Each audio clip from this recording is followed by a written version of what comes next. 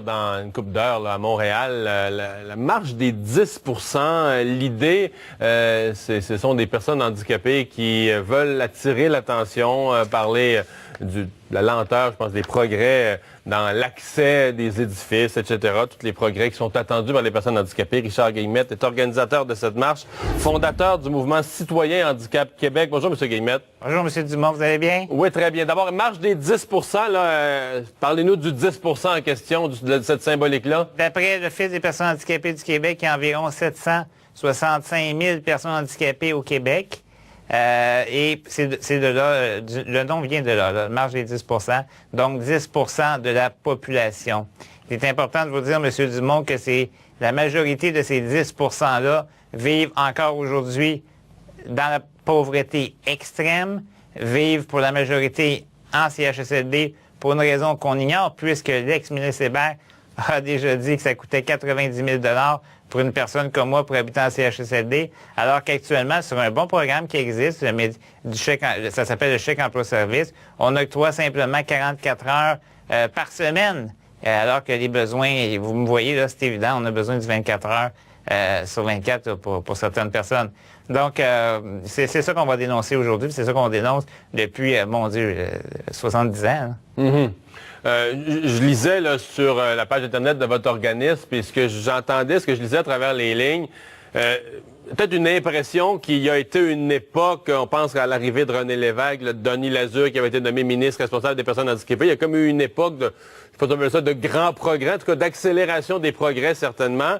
Et peut-être une impression de votre part que ces dernières années, ça stagne un peu ou même que ça recule. Est-ce que je l'interprète bien? Écoutez, M. Dumont, vous ne pouvez pas dire mieux. Moi, depuis que j'ai 41 ans, et depuis que je suis tout petit, il se passe pas grand-chose, là. Les personnes handicapées sont complètement oubliées par les gouvernements passés. Je dis passés parce que je ne vais pas trop me lancer dans le présent, parce que j'espère que M. Couillard va se réveiller un peu puis il va dire, ben, on va arrêter de les oublier. Le gouvernement nous oublie, M. Dumont, vous savez pourquoi? Parce qu'on n'est pas capable de manifester en grand nombre. La mobilisation, c'est pas évident pour nous autres, pour toutes sortes de raisons. L'accessibilité, l'argent, je t'en ai parlé tantôt. Et écoutez, on est laissé dans la grosse misère. Puis il faut dire une chose importante, M. Dumont. Les personnes handicapées ne font pas pitié, là. C'est pas ça le message, hein. Puis on n'est pas là après quêter au coin de la rue, là. C'est pas ça, là. Je pense qu'on a droit à une part de richesse en tant que citoyen du Québec. Et si on n'est pas bienvenu au Québec, ben dites-nous-les, puis on va sacrer notre camp. Parce qu'à un moment donné, c'est ça que je pense, ça. Plusieurs de mes amis décèdent en ce moment dans l'extrême pauvreté. J'ai un ami d'ailleurs qui est décédé dernièrement, puis il n'a jamais pu jouir de la vie. Jamais, monsieur. Puis pas à cause qu'il est handicapé, à cause que l'État lui met des barrières et il le traite comme un moins que rien. J'aime souvent dire que nous sommes malheureusement des citoyens de deuxième classe. Alors, j'espère que... Je sais bien que la marche d'aujourd'hui, j'ai pas de grand espoir, M. Dumont, mais l'espoir que j'ai, c'est qu'aujourd'hui, la majorité des médias sont intéressés. Vous êtes intéressés, puis ça m'interpelle parce que ça me dit, ah ben là, si les médias nous aident, on va arriver à quelque part. Ouais. Ça serait dommage, M. Dumont, d'arriver à de la désobéissance civile, et à un moment donné, je commence à y penser sérieusement. Sauf qu'avoir du poivre de Cayenne d'en face, c'est sûrement pas la meilleure chose qui pourrait m'arriver. Ouais.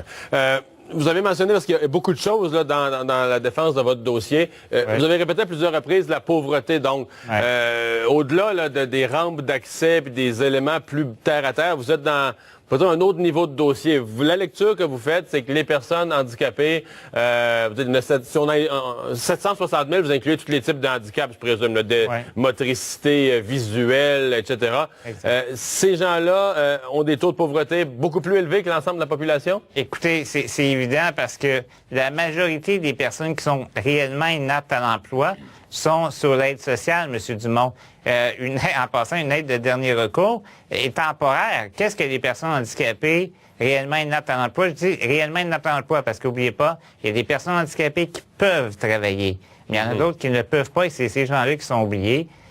Donc, ils sont sur l'aide sociale. Qu'est-ce qu'ils font là? J'en ai aucune idée. Moi, je pense, comme plein d'autres personnes qui devraient avoir un programme à part pour ces gens-là, peu importe leur situation familiale. Regardez juste ma situation, là. Il y en a plein comme ça, là. Je me suis marié il y a quelques années avec une travailleuse sociale, Karine, et lorsque on s'est mariés, on a calculé nos affaires, on savait qu'on allait arriver juste. On est devenu pas mal pauvre parce que maintenant, c'est Karine qui doit me faire vivre et vivre elle aussi, là. Vous comprenez? Donc, parce que là, vous perdez le droit à l'aide de dernier recours, là, à ce moment-là, en ayant un conjoint. J'ai plus aucune prestation depuis 2007. J'espère que je ne me trompe pas dans les années, Mario. Mais c'est du monde, pardonnez-moi.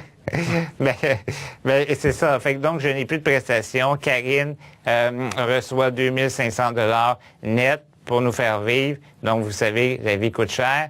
Et la majorité des gens comme moi, ce qu'ils font, ils vivent dans la clandestinité quand ils sont amoureux, parce que oui, ça arrive qu'une personne handicapée tombe amoureuse avec une personne qui ne l'est pas ou une personne qui l'est, vivent dans la clandestinité avec la peur que le tonton Macroute cogne dans la porte, le stress incroyable qu'ils vivent.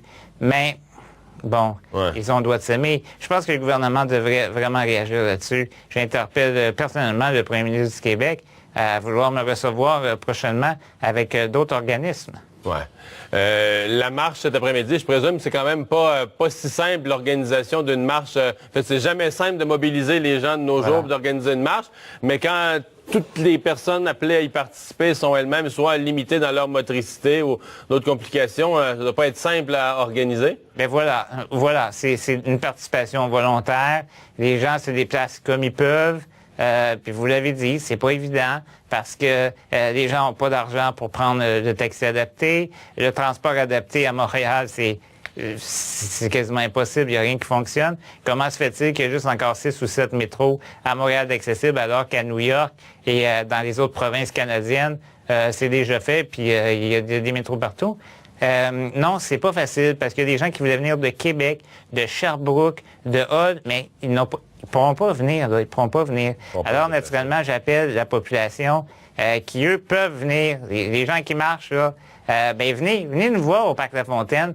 Si je ne m'abuse, c'est Coin Cherrier et La Fontaine. Venez nous voir, venez marcher avec nous, c'est 3 kilomètres. On s'en va jusqu'au bureau du premier ministre. Et, M. Dumont, chose importante, il y a un de nos amis du Mouvement Citoyen Handicap Québec qui restera là de 14h de 16h à 4h du matin pour faire une vigile. OK. Donc, ça se met en branle, la marche 13h30 au Parc La Fontaine. Pour les gens qui voudraient se joindre, M. Guillemette, merci d'avoir été là. Merci à vous, M. Dumont. Au revoir. Au revoir.